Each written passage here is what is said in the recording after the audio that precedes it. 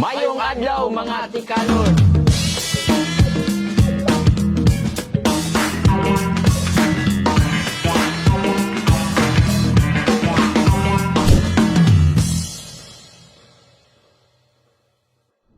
Welcome sa atong first episode sa Politikal, ang podcast na purely factual. May halong tikal.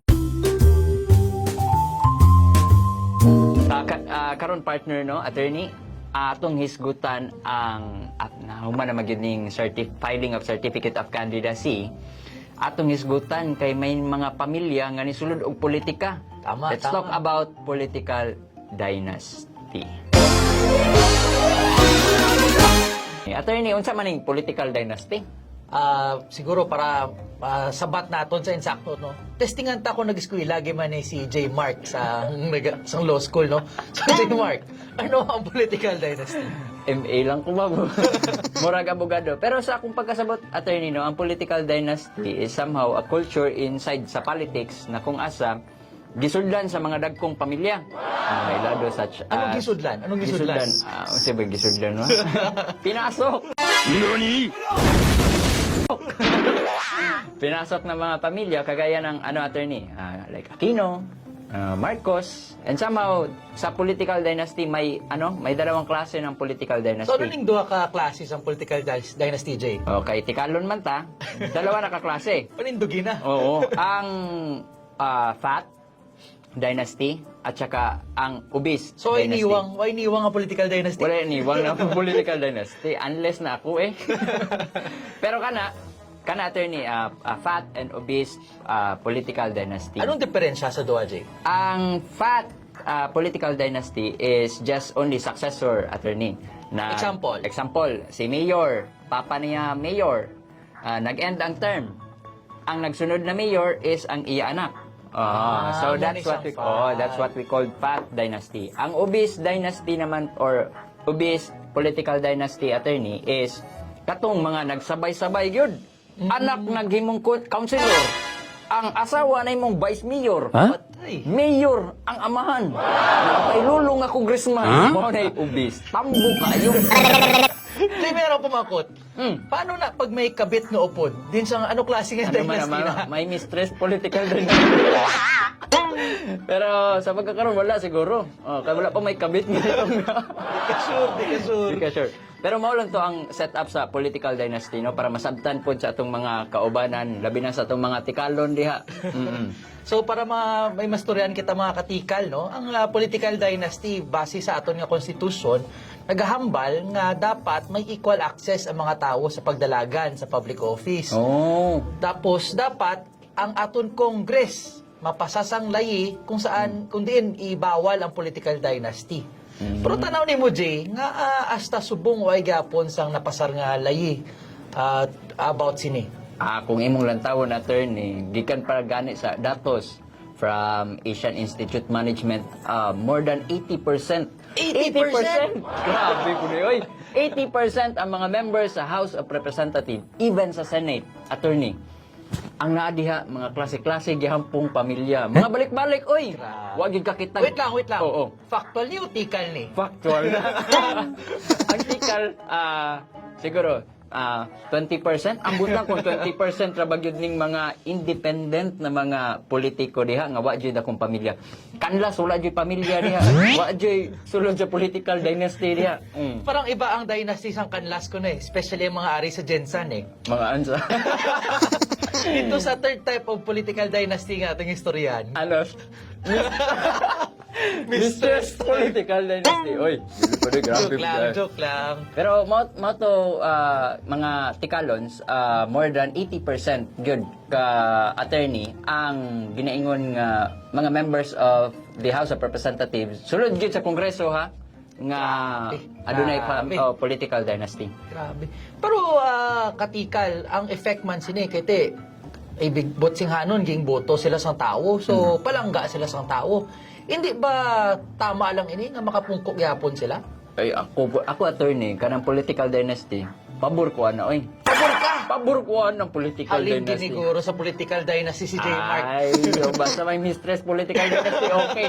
Pero ako pabor ko ani ha, especially katong mga politiko nga ni manage gyud ni palangga gyud sa ilahang syudad or sa ilahang lugar. Mura ra gud nag kwan attorney, oy, kana bitaw manguyab ka. Ba, expert Nguyab. sa mistress, oh. Uy, Sample, grabe, bro. sample. Oy. Sample. Shout out na sa akong partner.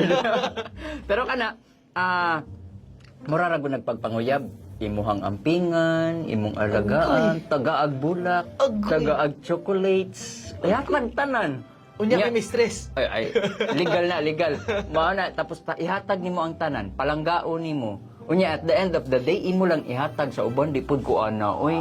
So ipasa mo lang sa kapamilya mo, siya naman magamit. Ay. Oy, say mo na, gikan na. Grabe talaga si J. Mark. Pero, mao ta akong punto, attorney, kung nindot lang man ang pagpadagan sa usa ka political dynasty, usa ka pamilya, then ako, favorable ko aning political dynasty, oy. Sige, butang naton gid sa gakatabo no para may factual nga side kay tikal pa lang to. Kaita example kung positive ang political dynasty. Oh, sa side sa Davao City, Duterte. Sure? Oo, Duterte. Oh, di ba? Ang ilaha diha is through Iron Fist, through leadership ni President Rodrigo Duterte, katupang nahimo pa siyang mayor. Di ba? Ni-excel ang Davao, na-develop ang Davao City, na-disiplina ang tao sa Davao City. Kamula, ganahan kay ko, eh. Ako katikal do, hindi ko pabor sa political dynasty no. Oh, nga naman. Kung tanaw nimo kung controlled sa isa ka political dynasty ang isa ka area, ang agyan lang sang bulog nga public fund sina nga area, isa lang ka pamilya. Uy, grabe po na. Factual ba na, attorney? Factual na factual. Tapos, ang isa pa nga concern ko dara, kung magkapamilya ni, magsinabot na lang ni. Ano matabo sini sa aton checks and balances? Uy, grabe sa imo, siguro ng pamilya, attorney. Kaya kung ako, magka-political dynasty ko, hanayon ako tanan, uy. Ano ganit? Palong gani sa misis? Paano magka-political dynasty pa? Saon mo na. Pero attorney, no, nindot hinoon ay mga pros and cons sulod aning political dynasty. Pero kung imong lantawon, nganong hantod karon naa pa man gihapon sila. Tama. Ang pangutana diha, is it tungod ba sa ilaha or tungod pud sa tuwa? Well, akon sapat sina Jay is mostly sa second part, no? Kay ang tao, ginapili yapon. Oo. Although, kung ara gyapon ang amo ni nga klase nga sistema, budlay gid maislan. Kay nga ang political machinery ara sa ila. Ang public funds magamit nila sila kampanya. Ang political patronage kay nakapungko na sila, may ara na sila. So lugi gid para makasulod. So ang bag-o para nga ang bag-o nga paagi para makahampang ka sa politika subong, kailangan mo magpadrino sa mga political dynasty. Dako sinang epekto sa ato na kay hindi ka na pwede kadalagan kung wala ka taga-suporta o padrino. Oo, syempre, mudagan-dagan ba kag wa kay resources, wa kay kwarta. Tama. Mura ra gud nagmanguyab, lain sa manguyab ka tong hilumon. Manguyab ka tong way ikahatag. Ako, ako panguyaban attorney di ko musugot ano, oy. Nga igo ra ka kindat-kindatan diha. Oh. Kita nyo na mga katikal experts sa extramarital Uy. dynasties. Uy. Si Katikal J. Mark. Issue pod ka attorney na Well, going back to serious, no? Tanawon ta, no? For instance, ning Madalagan sa Batangas. May imagine mo ba, Katikal, nga imo nanay kontrahon nimo kay ikaw ang vice governor or imo nanay kontrahon nimo kay ikaw ang congressman? Basig pag nag-away gyud na sila nga personal basig di taga-agbaon. Ana bitaw balos ko ron. O di ko nimo taga-agbaon na karon kalaban taron. Pero Imagine mo na, isa ka pamilya sa bilog nga probinsya. Sila gahawid. Ano tanaw nimo? pero unsa ba na attorney mura ba ni siya public drama ra ba ni? Igo na lang gipagawas nga ay dako biya ta nga pamilya diri magkinalabanay siguro ta para di ta ingnan nga usa ta. Mera isa nga drama-drama lang pero sila magyapon ang nagapongko. Kumbaga sa labor, ano tawag si Ray? Labor lang sa contractor ano ba?